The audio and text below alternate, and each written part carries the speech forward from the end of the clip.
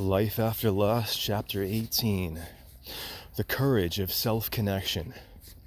Skill to Master number 13, Self-Connection. 14, Self-Compassion. 15, Emotional Regulation, Managing Pain and Emotion. Something is under the surface.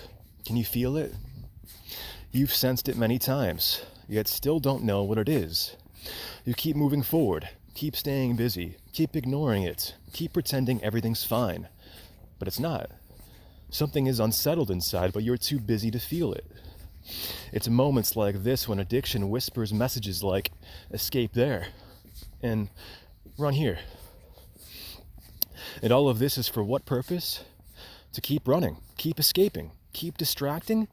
This is the cycle of disconnection from self. For some, this pattern was learned at a very young age. For many, this pattern is instinctual. Stopping and turning toward yourself, connecting with what is inside, and being kind toward whatever is hiding in the shadows of your soul requires great courage. This is scary, uncharted territory. Yet, for those who never take this risk, distraction becomes their drug of choice. Self-neglect and self-abandonment continue as the self-defeating norms. Yet some of the most profound moments in life will be those times when you stop, see your pain, feel the surfacing emotions, and respond with care, compassion, and nurturance.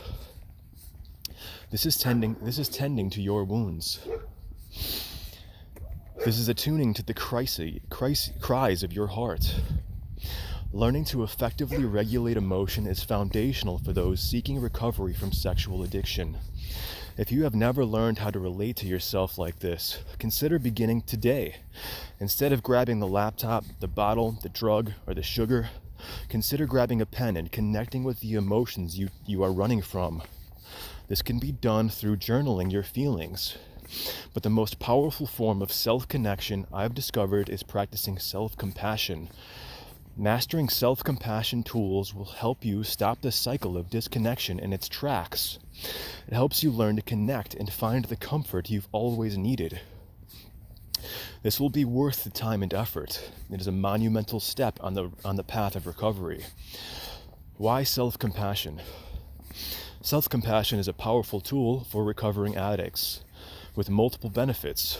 Over 100 journal articles point to conclusive results that self-compassion is predictive of psychological well-being. In many areas, Dr. Kristin Neff has researched self-compassion for many years and reports that people who are compassionate to themselves are much less likely to be depressed, anxious, and stressed, and are much more likely to be happy, resilient, and optimistic about their future. In short, they have better mental health. Emerson said the disposition, mental health is the disposition to find good everywhere. You may be wondering, what is self-compassion? Dr. Kelly McGonigal describes self-compassion as being kind and supportive to yourself whenever you experience suffering. It means learning to show yourself care and concern in the same way that you would with someone you love who is going through a difficult experience, whether it is the result of personal choices or challenging life circumstances. The abilities to connect with self and to manage emotional states are foundational to long-term recovery.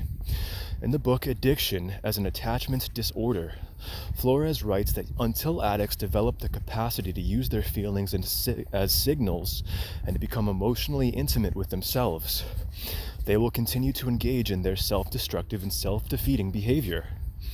Self-compassion is a useful vehicle to deepen this kind of self-connection with life-changing implications. Learning how to find healthy comfort when experiencing distress or suffering is a key recovery skill. Many people in recovery experience intense levels of shame and are self-critical with themselves as a result. Self-criticism produces cortisol and inhibits change. Interestingly, self-compassion decreases cortisol and produces oxytocin, which decreases cravings and leads to feelings of calm and safety. The feelings of warmth, safety, presence, and interconnectedness produced through self-compassion alleviate emotional dysregulation.